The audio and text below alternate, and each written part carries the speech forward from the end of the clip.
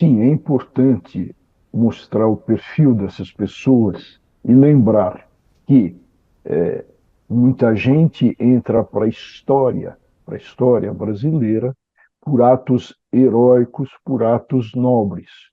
Outros entram para a história como Calabar, ou seja, como traidores da pátria, aqueles que atentam contra o Estado de Direito, contra a democracia.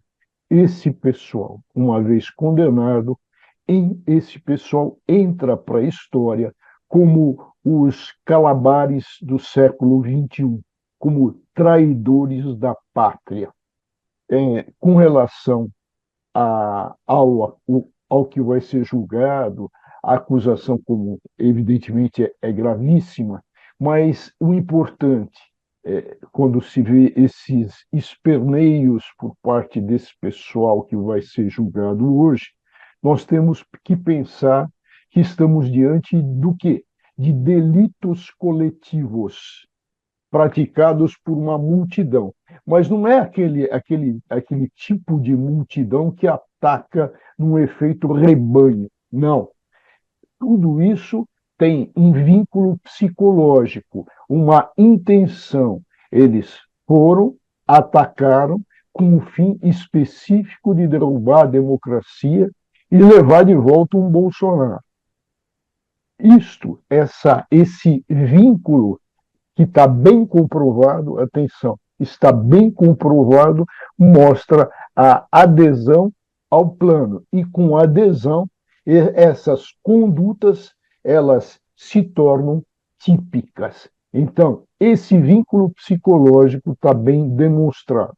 Sobre isso, sobre essa relação, está aí na minha coluna que está na capa do UOL de hoje. Tá aí, vamos abrir então a coluna do Walter Mairovich, já que ele chamou. Vamos fazer essa propaganda aqui do Walter Mairovich, a coluna dele. Você conseguir abrir pra gente aí, Luiz, a coluna do professor Mairovich explicando. Ô professor, muitos É que na deles coluna a gente se espalha mais, né, Fabiola? A gente pode escrever, tem mais tempo, né?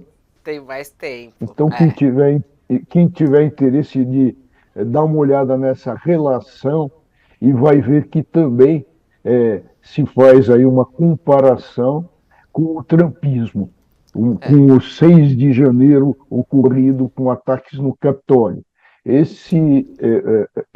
Isso que ocorreu no Brasil nada mais é do que um ataque de matriz trumpista, de cópia.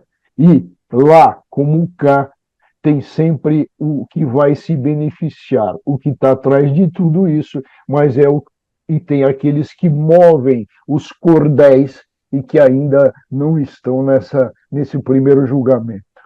Ó, a Tem matéria um tá aqui. aspecto, Fabiola, Hum. antes de entrar na Vamos só matéria do. mostrar a coluna, porque ele pediu para mostrar que a gente estava ó.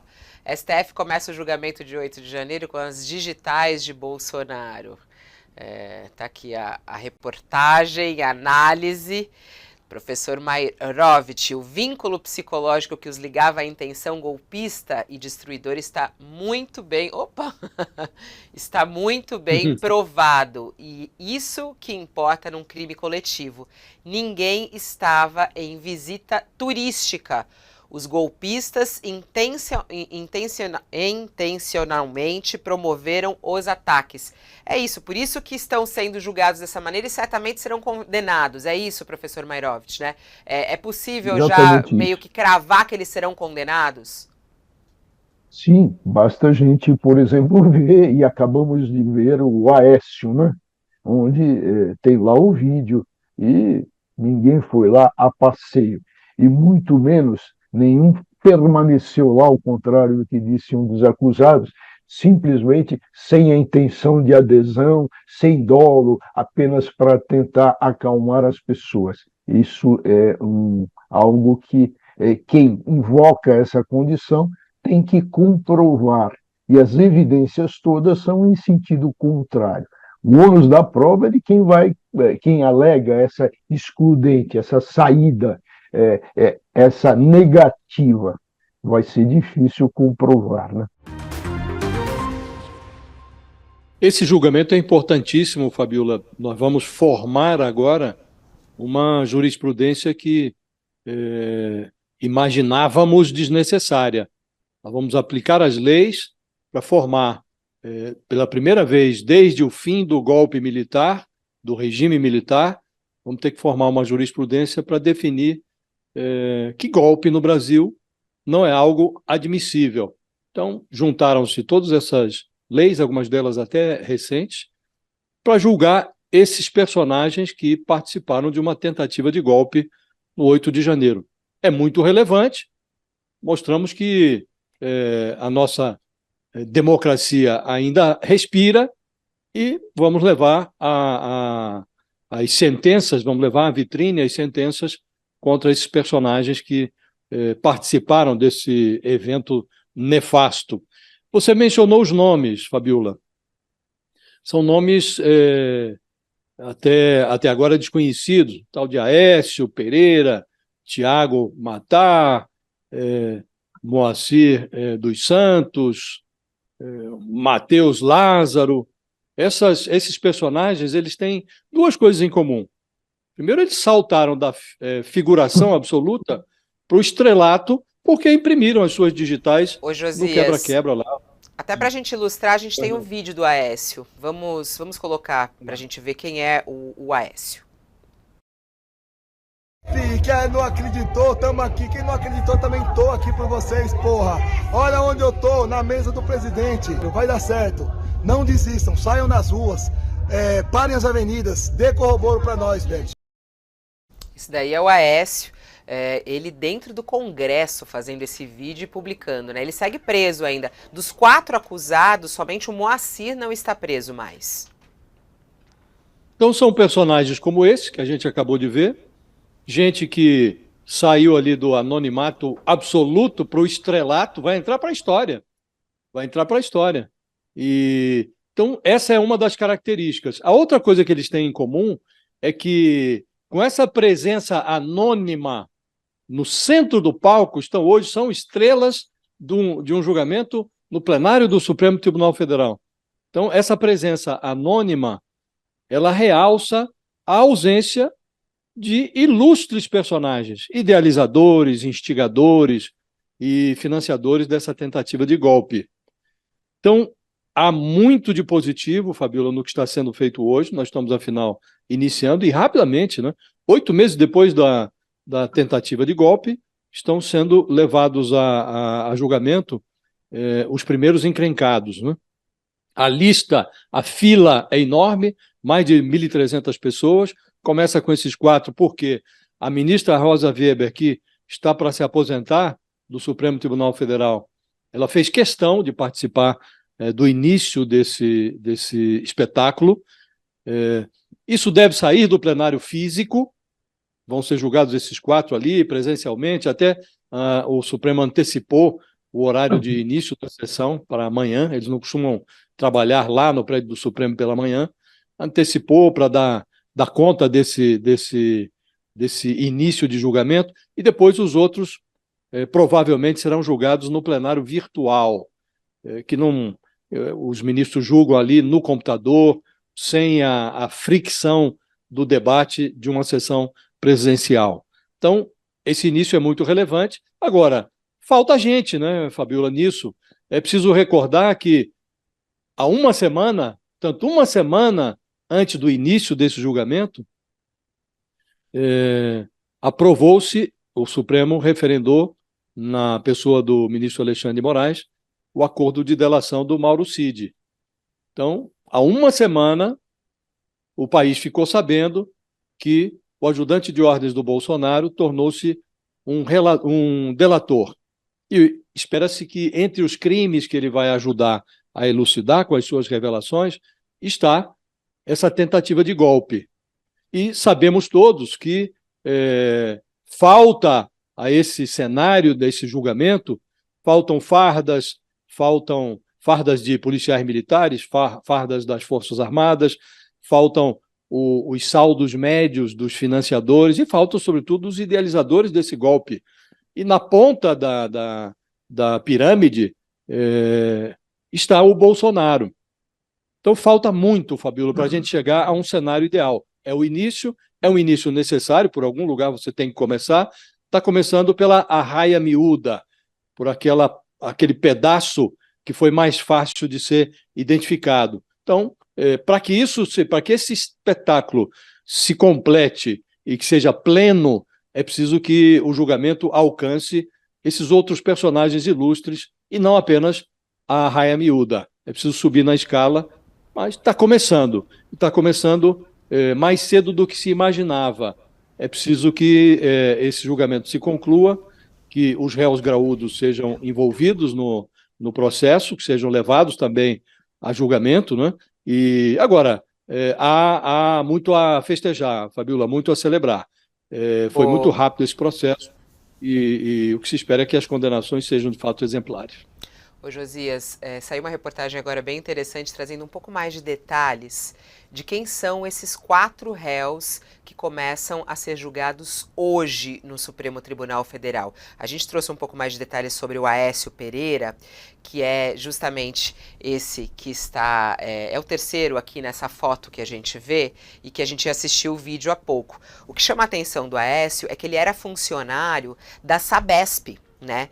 E ele acabou sendo demitido por justa causa, justamente porque ele participou dos atos golpistas. Ele negou que tenha participado do quebra-quebra, mas ele foi preso em flagrante no Senado, que é esse vídeo, inclusive, que a gente vê aí. Ele foi preso em flagrante. Outro é o Tiago Matar, que tem 43 anos, mora em São José do Rio Preto. Ele é identificado como produtor rural e ele foi detido no Palácio do Planalto e afirmou em depoimento que foi para o ato com a intenção de promover uma manifestação pacífica.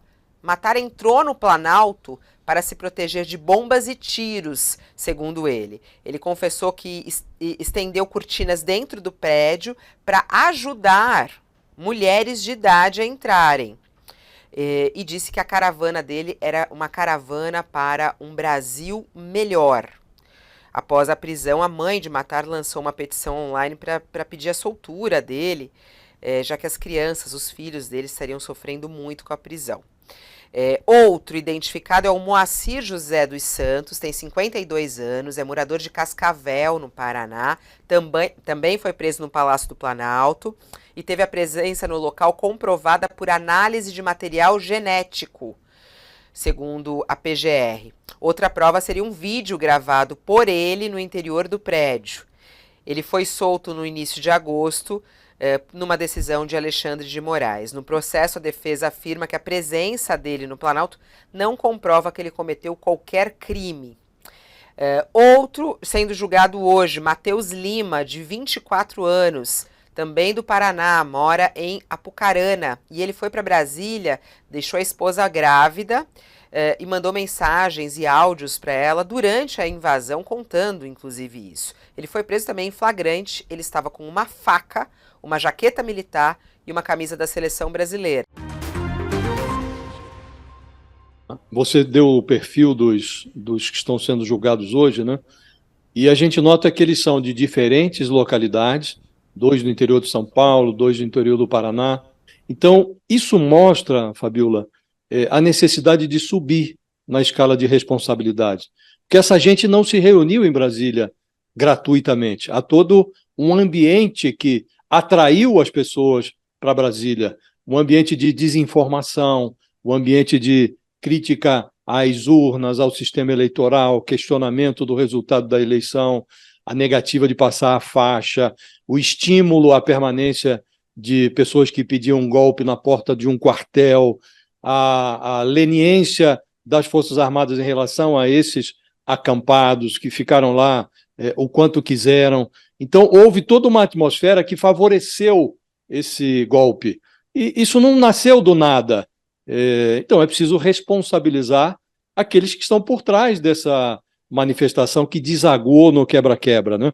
Isso é o que está faltando, Fabíola. É preciso subir na escala justamente por isso, porque há pessoas que têm responsabilidade pela organização, pelo fato de tantos brasileiros de diferentes localidades, de diferentes formações intelectuais, de diferentes origens. Por que essa gente toda se reuniu em Brasília e, de repente, resolveu partir para um quebra-quebra para destruir o patrimônio na Praça dos Três Poderes. Há toda uma orquestração por trás e é preciso que os maestros sejam levados a julgamento. Tem uma questão, né, que eles dizem que muitas vezes foram enganados, né, e que estavam lá, na verdade, por manifestação pacífica e tentando justificar isso. Isso não pode não dar sucesso, o professor Mairovich? Como é que o senhor vê essa linha de defesa, né, de que eles foram envolvidos, de que tiveram essa pressão de outras pessoas para irem lá, mas que não tinham o objetivo de invadir, de destruir, ou serão condenados aqueles que realmente destruíram? Olha, Fabiola, essa pergunta é muito boa, porque faz a gente verificar a lei e como é que vai ocorrer o julgamento. É o seguinte: existe uma acusação e o ônus da prova, quem tem a obrigação de comprovar a autoria e a materialidade, é o acusador, no caso, o Ministério Público. Diante de todos esses atos, diz a lei, a intenção, o dolo, atenção, dolo, tem gente que fala dolo, mas é dolo. O dolo, a intenção, é uma decorrência, diz a lei, desses atos. Então, a própria lei presume os atos intencionais, os atos dolosos. Ora, se o acusado, o réu, aponta uma excludente de dolo, uma excludente de culpabilidade, fala, olha, eu não tive essa intenção, ao réu que alega isso, cabe o ônus, a obrigação de comprovar. Então, é aquilo que em direito se chama inversão do ônus da prova. Ora, então, quem alega isso tem que comprovar. Vai conseguir, diante desse quadro exuberante, atenção, exuberante de provas, não vai conseguir. Coisa que me chamou a atenção é os detalhes das investigações da Polícia Federal, né? Usaram, inclusive, inteligência artificial. É muito interessante acompanhar como que a Polícia Federal segue essa investigação e seguiu essa investigação em relação aos acusados do 8 de janeiro. Os peritos da Polícia Federal analisaram mais de 1.300 horas de gravação em câmeras de segurança. Essas imagens todas que a gente vê aí, até vamos colocar essas imagens para que a gente possa até relembrar disso, essas 1.300 horas de gravação de mais de 200 câmeras espalhadas pela sede dos Três Poderes, né, foram importantíssimas para que essa investigação fosse feita. Eles fizeram esses registros, foram cruzando as informações, usaram ferramentas de inteligência artificial para otimizar o maior trabalho de identificação que já foi feito pela Polícia Federal. Vídeos foram feitos por celulares e recebidos pelo canal de denúncia do Ministério da Justiça também. Eles abriram um canal para recebimento dessas imagens e elas foram recebidas e foram sendo armazenadas. 40 peritos criminais estiveram depois no complexo da Papuda e na penitenciária feminina do Distrito Federal. O que eles fizeram? Registraram em fotos os 904 homens que estavam detidos e as 494 mulheres. E fizeram esses registros em 6 ângulos diferentes. Com isso, eles pegaram e cruzaram essas informações, pegaram os perfis deles também, cruzaram todas essas informações e ficaram ali com mais de 2,5 milhões de registros de imagens para que eles pudessem fazer essas identificações. Mas agora vamos entrar no caso da Odebrecht, o Josias, que é justamente essa questão que veio depois da decisão de Toffoli de anular, né, as provas da Odebrecht E justamente isso traz uma discussão, será que isso vai valer também para outros países, não vai valer?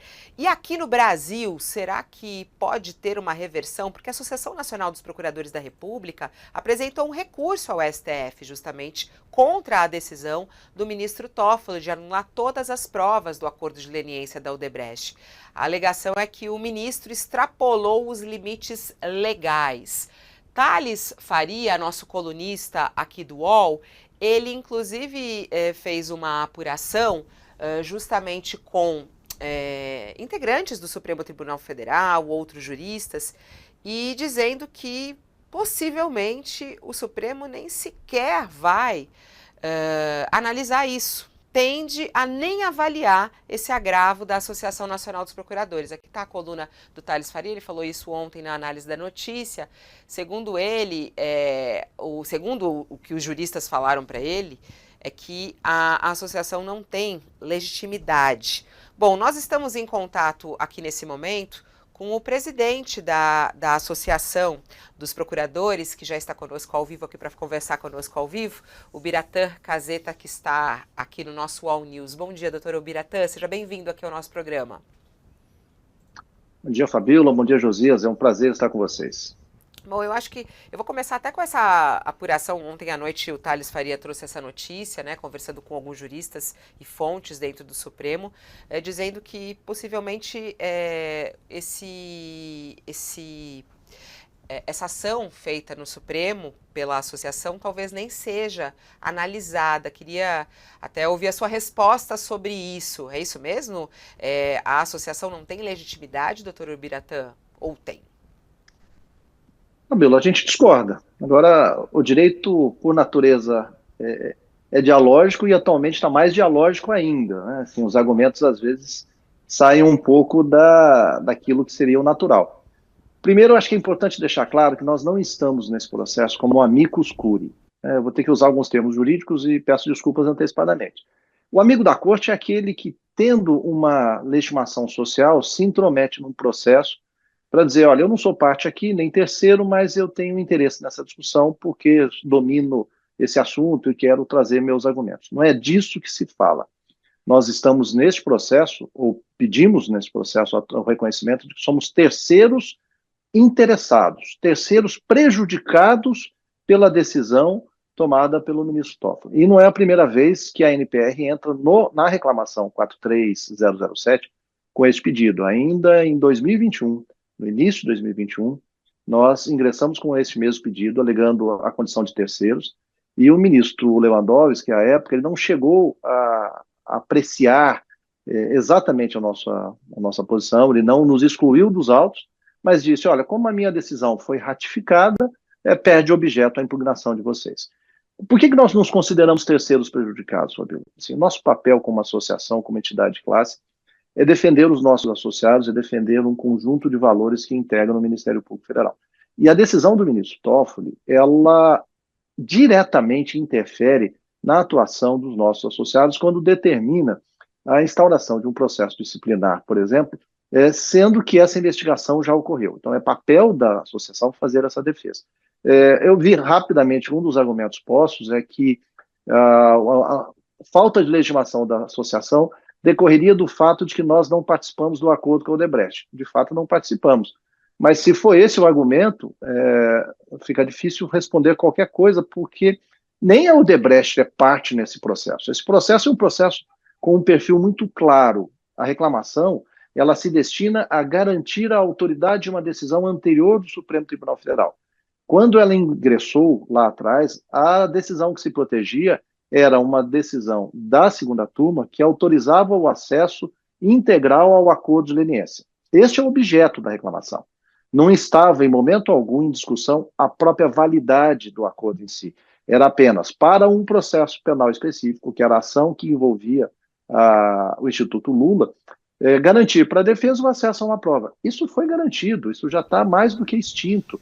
O objeto já se esgotou. Então, precisamos ver com cuidado, mas eu espero que o Supremo tenha condições de apreciar o nosso recurso.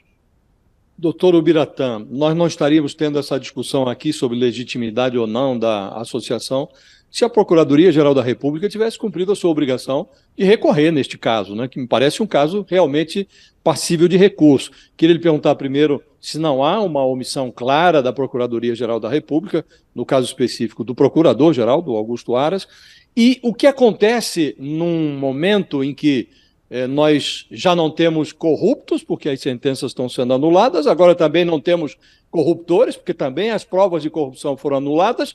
O que fazer? O dinheiro volta para quem roubou? É isso? Josias, eu vou dividir a resposta em duas partes. Eu ainda tenho a expectativa de que a PGR recorra. O prazo para a PGR iniciou-se na segunda-feira, se é que os processos foram, a decisão foi publicada na sexta, nós temos conversado, e há a expectativa, sim, de que venha um recurso da PGR, não sei a extensão, não sei os argumentos, nem a certeza de que ele entrará, porque não me foi dada essa informação. Mas ainda há tempo para que a PGR recorra. Em relação a essa questão da devolução do dinheiro, do impacto das decisões do ministro Toffoli, ou da decisão do ministro Toffoli sobre os acordos de ANS, nós vamos separar. A decisão em si não anulou o acordo de leniência da Odebrecht. Ela anulou, na realidade, ela reafirmou o que a segunda turma já tinha dito, que a prova decorrente do Drauzes e do WebDaSys, os dois sistemas que a Odebrecht usava, é inválida porque não teria tramitado via DRCI. Só isso. O problema é que, na argumentação, na retórica utilizada pela decisão do ministro Toffoli, de fato há uma suspeição geral sobre tudo o que ocorreu, que pode levar as empresas a pedirem anulação dos acordos de leniência. Eu quero deixar bem claro que isso não foi ainda decidido, não pode ser decidido na reclamação, não é objeto da reclamação, as empresas não são parte da reclamação, isso tem que ser tratado caso a caso. Há a DPF, a 1051, em tramitação no Supremo, relatada pelo ministro André Mendonça, em que a questão dos acordos de leniência é discutida, e nesta ADPF, a AGU já se manifestou pela validade de todos os acordos de leniência. Então, de imediato não há esse efeito. Mas sim, Josias, quando você começa a usar as palavras de uma forma que se distanciam do seu conteúdo mais imediato, quando eu uso tortura como um termo retórico, eu realmente abro espaço para essa discussão. Não precisa ir longe. 2 colaboradores da Lava Jato do Rio de Janeiro, 2 doleiros, que percorreram o Brasil dando aulas espontaneamente, indicando como é que eles trabalhavam, para que as pessoas começassem a entender o sistema, hoje alegam tortura. Então, assim, o grande problema dessa decisão é que o uso de termos tão grandiloquentes acaba abrindo margem para essa discussão, mas ela não tem esse efeito imediato, e não acredito que possa ter. Por quê? Porque os acordos foram válidos, com a presença de advogados, enfim, há confissões, o dinheiro existe, o dinheiro retornou, o dinheiro foi para a Petrobras e para outros fundos, e não espero que a gente chegue a esse grau de absurdo na discussão sobre os acordos.